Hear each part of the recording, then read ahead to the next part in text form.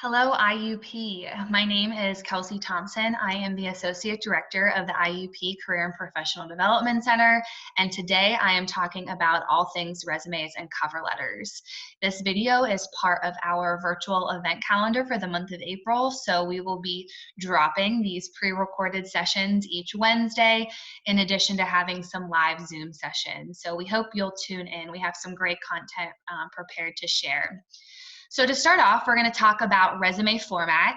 So some formatting things to keep in mind as you are either editing or just creating your resume from scratch. It might be helpful to have some notes out in front of you or even have your resume pulled up as we go through this presentation. So in terms of the font size, you want the font size to be anywhere between a 10 and 12 point font.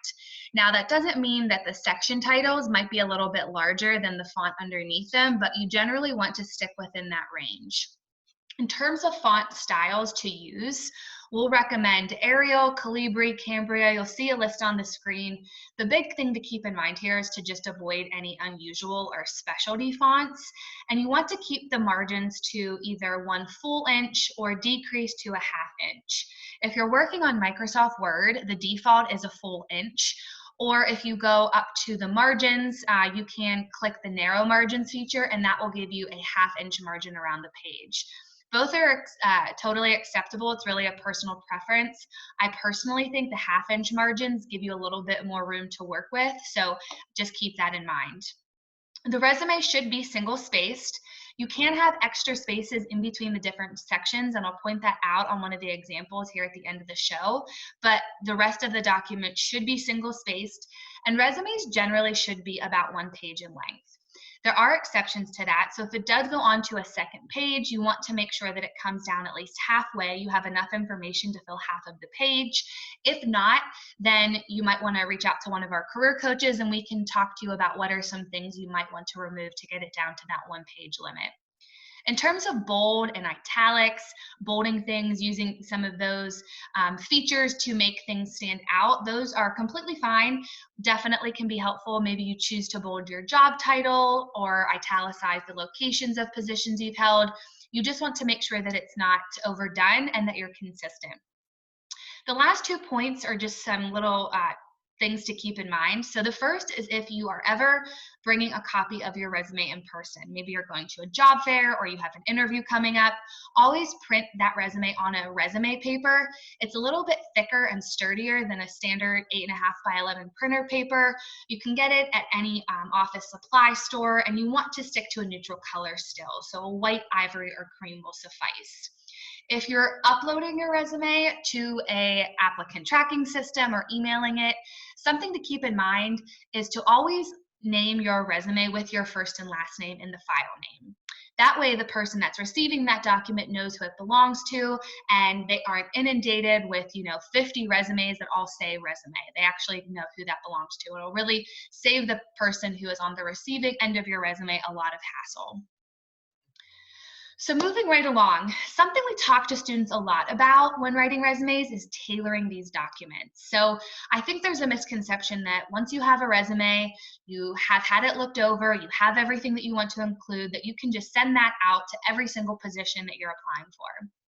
That might work for some people, but generally we find that's not as effective. And so what you want to do when you're getting ready to search for jobs or internships, use the position description as a great guide to show you what you should be highlighting and emphasizing in these documents. And so using that position description to see, okay, what skills and experiences are they looking for in a candidate?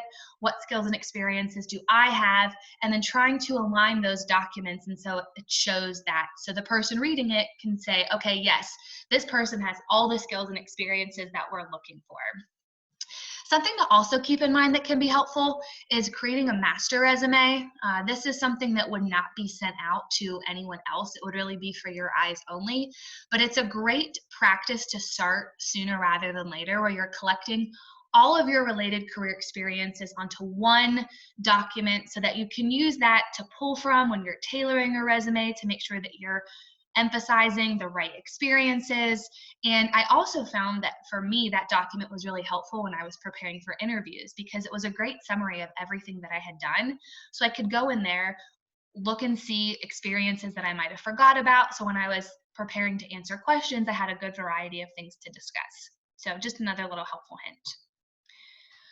When it comes to an effective resume, there are some things to keep in mind. So looking at characteristics, a resume should have flawless grammar, spelling, and punctuation. You want to have absolutely no grammatical or spelling errors. Should be 1 to 2 pages in length, tailored to the position, honest and accurate. This is really important. You want to make sure that you are sharing things that you've actually done, you were actually responsible for, and you feel comfortable talking about it at length in an interview. And the formatting should be consistent. Now, in terms of phrasing, resumes work in fragment sentences, so there really aren't any complete sentences on a resume. You'll see a lot of what we call bulleted statements, and these fall underneath the different experiences that you choose to list. These are action-oriented statements where you're talking about what you did in specific positions. And so you'll start these off with an action verb in the correct tense. So if it's a position you hold currently, it should be in the present tense. If it's a position you held in the past, it should be in the past tense. Also, I and my are implied, so you should not use I or my in a resume. For today's purposes, we will be discussing the chronological resume. That's the resume style format that we typically use when we're working with students and alumni. This begins with your most recent experiences, and then you work backwards, so you're working in reverse chronological order. We find that it's the most popular style. It's the most widely preferred with recruiters and typically used by people that fall into 3 different categories if we're looking at this very broadly. So those that are still in college, new graduates, as well as those with a stable work history. So the different sections you might include on your resume or you might have on your resume, this might look familiar, are as follows. So we have required, which really just means this is what most people will have. They'll have a header with some contact information, they'll have an education section, and they'll have an experience section. We also have listed some additional sections that you might include. This is really going to be based off of your own experiences. Each person's resume is going to look a little different. It's really unique to that person, jobs they've held, what they want to emphasize. But just to give you an idea of some different sections, we have some listed on the screen here. So we're going to start from the top of the resume and work our way down. So we're going to kick this off with talking about contact information, some things to consider when you are formatting and editing this section of your resume. You want to choose how your name is written and remain consistent on all documents. So for example, I chose to have my middle initial on all of my professional documents. I have Kelsey E. Thompson. I have that on my resume, my cover letter, on my reference list, in my email signature, on my LinkedIn account, in my business card. You get the picture. So remain consistent. If you want your middle initial, if you don't want your middle initial, if you choose to go by a shortened version of your name, whatever that might be, just make sure that it's the same. You can choose to have either your permanent or current address. If you are choosing between the two, I always recommend your permanent address simply because that's less likely to change. You'll also want to include your LinkedIn URL if you have LinkedIn and use it frequently. If you weren't aware, you can customize your LinkedIn URL. So you can go in and it will bring you, you can go into your profile page and it'll randomly just select a bunch of letters and numbers, but you can go in and customize that. So I have Kelsey-E-Thompson for mine, where it'll take you directly to my page. And then I can use that on various means of communication, whether it be my resume, my email signature, on a business card. Not that you would be inclined to include any personal information, but age, weight, gender, ethnicity, your marital or relationship status should stay off of a resume, and you'll want to include a professional email address. We recommend not using your IUP address simply because that email will expire after you graduate, and so you don't want to lose any communication you might have had with employers or recruiters.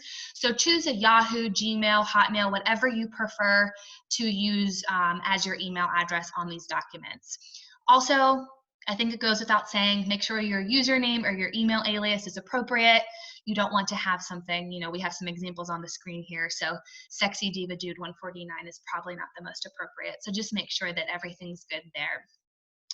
At the beginning of this presentation, we talked about the font size, and it should be a 10 to 12 point font throughout the document. The only exception to that is your name. Your name should be the biggest and the boldest on the page. You want to shoot for a 14 to 18 point size font, and it can either be bolded, in all caps, or you can have it just normally in small caps. On the screen, you'll see some sample headers. So this gives you an idea of how all of that contact information comes together. All three of these examples accomplish the same thing. They're just formatted a little differently. I personally recommend the first one the most with the students I work with, simply because we could actually move that LinkedIn URL under or after her email, and then everything would be on one line. It's a really succinct way to include all of this information. So moving right along, let's talk about education. So for education, this will also go in reverse chronological order. So you'll have the degree that you're currently pursuing or your most recent degree that was achieved first, and then you'll work backwards. So for any of our graduate students that are watching this, if you are in a master's program currently, that would come first, and then you would have your undergraduate work beneath that. You'll want to include just your expected graduation date if your degree or certificate is still in progress. You don't need to include when you started your degree or certificate, just when you expect to finish. So for our May graduates, you would have expected or anticipated May 2020, and then once that degree or certificate is earned, you can drop the expected or anticipated.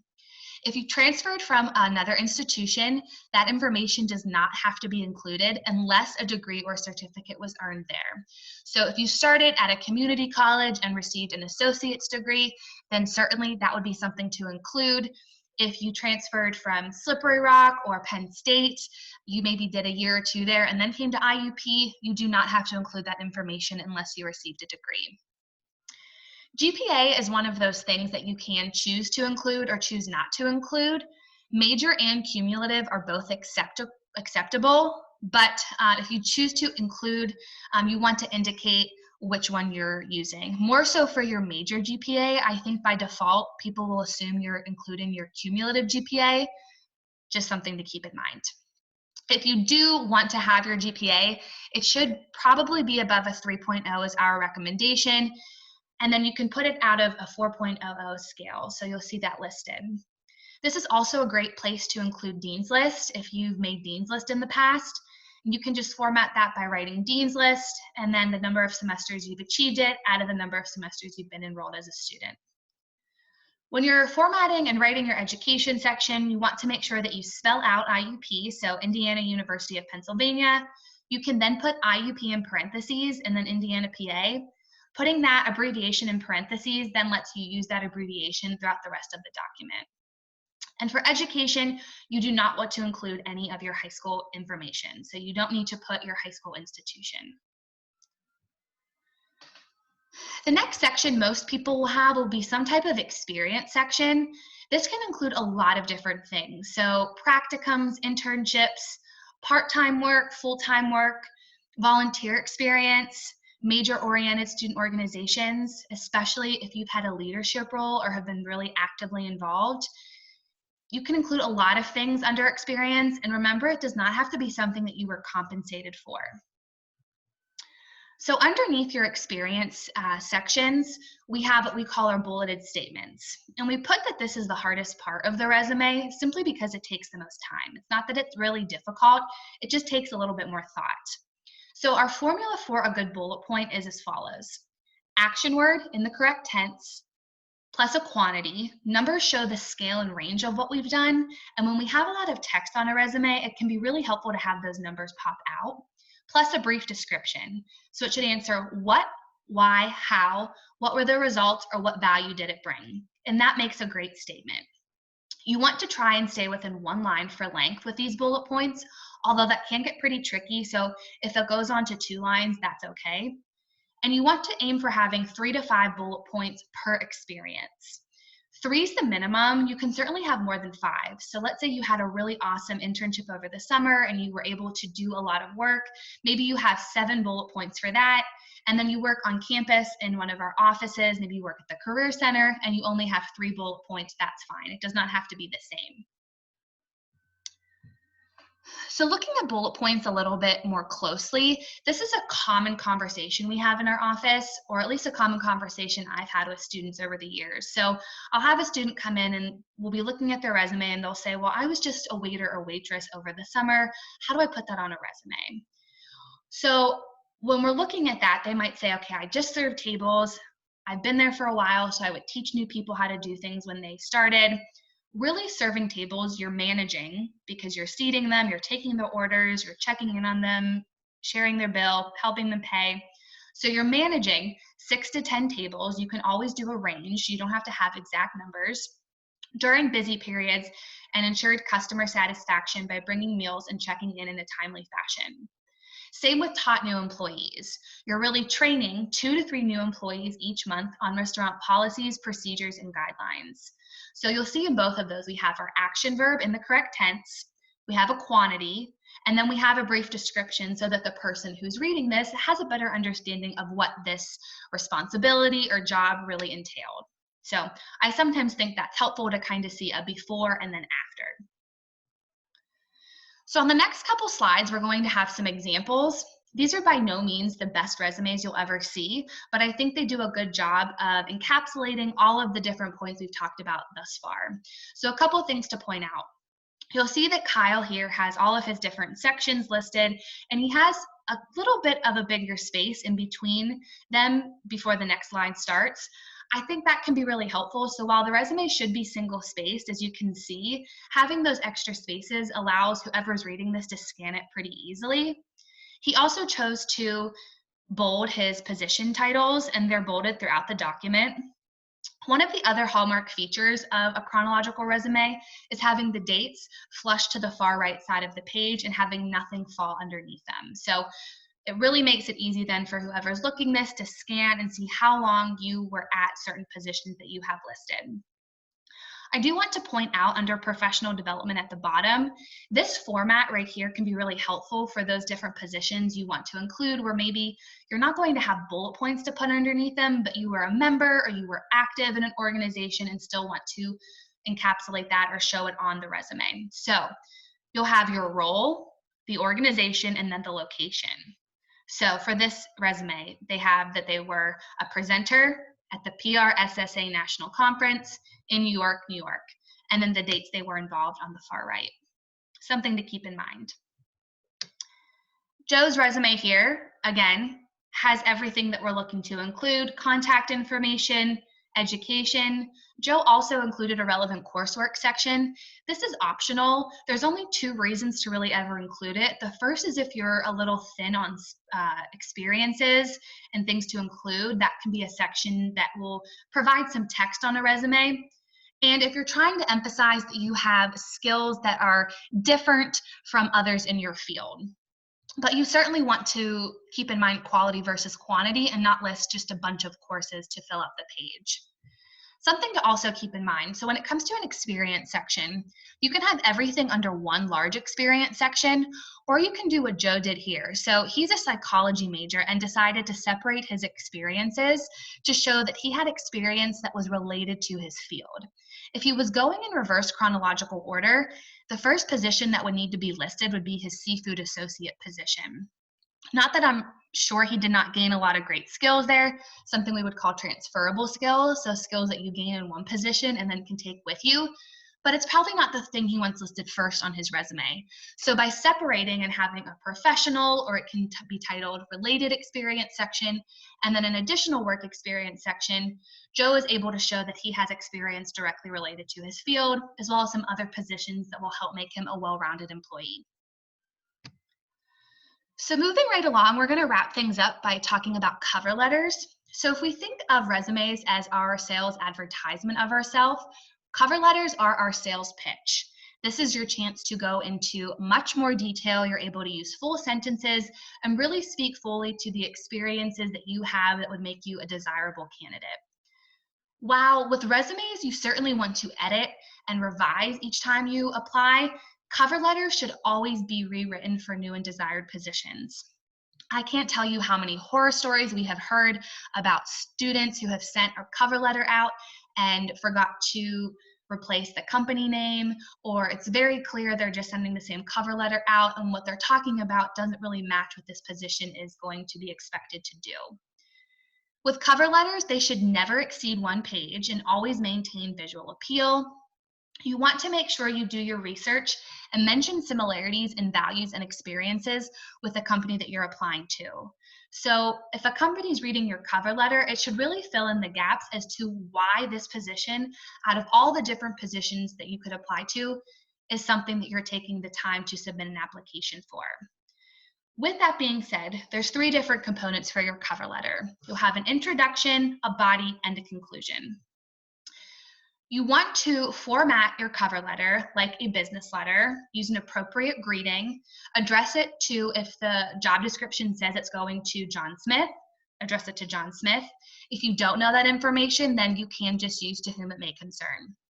In the introduction paragraph, there are some things you want to cover. So you want to share where you're from, your current university information, the degree that you've received or are currently pursuing.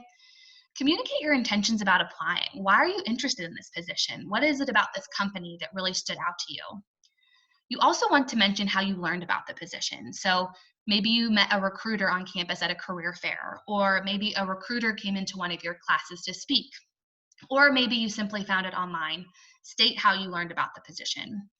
You also want to include how your values match the company's. So this would be a great time to research their mission statement, maybe look to see some of their recent work or news articles about them to show how your values and what you deem to be important match what they also deem to be important. And then you want to wrap up this introduction paragraph with a compelling thesis statement. So this is a sentence that would start off like, I believe I would be an ideal candidate for this position because of X, Y, and Z. Now, X, Y, and Z can be a number of things. It can be experiences, skills, traits that you have that would make you someone that they would want to bring on for an interview. So you're trying to emphasize the related skills and experiences that you have that they're looking for. That then frames your body paragraphs. So then in those body paragraphs, you'll go into more detail about your background relative to the desired position. Try to use specific examples and not generalizations. So this should be a cover letter that's specific to you, not to anyone else in your field. You also want to, as best as you can, try to not just repeat your resume. They are separate documents. It's really your opportunity to fill in the gaps and highlight some things that your resume maybe was not able to capture. And when possible, relate back to the job. So past behavior predicts future behavior. So if you're able to show how you reacted or handled a situation in the past, that will show the recruiter how you would handle that situation moving forward. So you'll have about 2 to 3 body paragraphs, and then in your conclusion, you'll want to reiterate your interest in the position, add your contact information, so your email and phone number for whoever is reviewing these documents to get back in touch with you. Thank them for their time and consideration always, and then have a signature that is both typed and handwritten.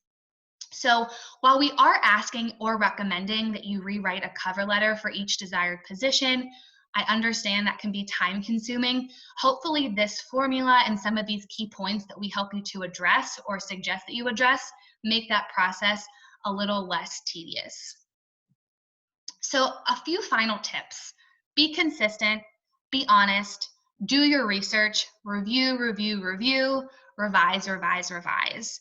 These are without a doubt 2 documents you always want to have someone take a look at for you. I always joke when you're looking at something so closely and for so long, you start to miss things. So it's really helpful to have another set of eyes take a look, and always know that our office is here to help. So some ways that we're able to still help you virtually while you are at home. We have an email account, resume-review@iup.edu. We check this regularly. You are welcome to send your resume and cover letter to this account, and one of our trained career coaches will be back in touch with you with specific feedback. Or you can schedule a one-on-one career coaching appointment via Zoom. All you have to do is email that career-development@iup.edu email, and one of our team members will get that set up. So please know we are always here to help and assist, especially during this time of virtual and online instruction. Definitely check out our social media accounts, Facebook and Twitter. We are updating very regularly with all our virtual programming. So I hope you found this to be helpful. Please reach out if you need further assistance, and I wish you all a great rest of the day.